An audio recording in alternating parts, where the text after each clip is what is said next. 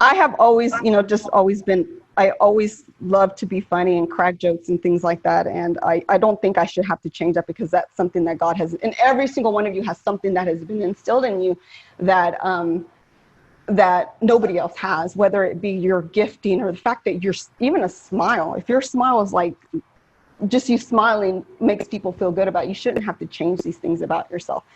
So I'm going to read something. And so here we go. I would like to base my life off of this scripture. So I recommend, and I cannot say this word. So somebody who's really religious and powerful, how do you say that? Ecclesiastics. How do you say it? It's ECC, that word. Can y'all see that? I can never say. My husband was cracking at me. He's like, how can you not say that? How do you say it? Ecclesiastes. There, that word. Okay. So yeah. 8:15. So I recommend having fun, because there is nothing better for people in this world than to eat, drink, and enjoy life. That way they will experience some happiness along with all the hard work God has given them under the sun. So if you know me as someone who is always cracking jokes and laughing, then know it is because I rather be in the joy of the Lord than in the misery of the enemy.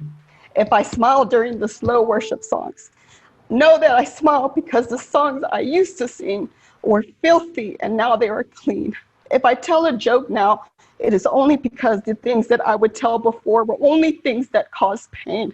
If I laugh now, it is only because there was a time when I cried out to God to please let me be the one that is sick and not let it be my dad or my baby sister. To please let me be the one that is in the hospital bed. To let me switch with them. To let me be the one that is in pain. If I rather tell you embarrassing stories about myself than to tell you of the times that I used to get beaten when I was pregnant, or how I would lie and say those bruises were from a fall instead of an ex-husband, or how the only man I truly have ever loved cheated on me, or how I was betrayed by my closest friends, or how leaders I respected now slander me because I chose to follow my husband, how my family still thinks I'm a failure no matter how much I have tried to redeem myself, or maybe the time that I bought myself weeks in the ICU because I tried to commit suicide, or how I would sleep with a knife under my bed just in case I had the guts to slash my wrist. Please instead do not judge me for spreading laughter and cheer.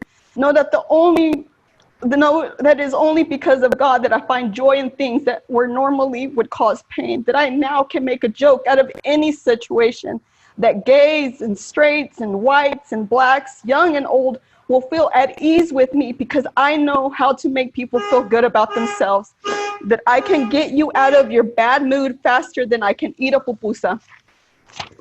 Well, with that said, I will leave you with the story, and if you take anything else from this, please just listen to this one thing. A few years ago, I packed up my children. I moved out of Corsicana. I left my second husband, and I moved in with my sister, Rosabelle. I had enough of the constant fighting. I had enough of the betrayals, and I had enough of not being loved like the good wife that I am. I had refused to be treated wrongly by another man. A month into my separation, my sister Erica told me to attend a church in Garland where there was a prophet. They called everyone up to the front, and I refused to go up there. And so I just stood there, and they called everybody went but me. And so the prophet looks at me and he goes, no, you need to come up here. And I finally I walked up there, and he began to speak over me. The Lord had heard me, and he had called somebody to come and comfort me, and I only needed to listen, but I couldn't listen. Something bigger had come over me. I had shut everything that the prophet said. I had shut everything out, and instead I focused on one thought. The more he spoke, the more my body became tense. The desires of that thought increased with every second. I had lost all authority of my mind and body. The only thing I had been praying for, the one thing I had been praying for, was finally here, and I rejected it. And do you know what what was more powerful at that moment? Do you want to know what it was?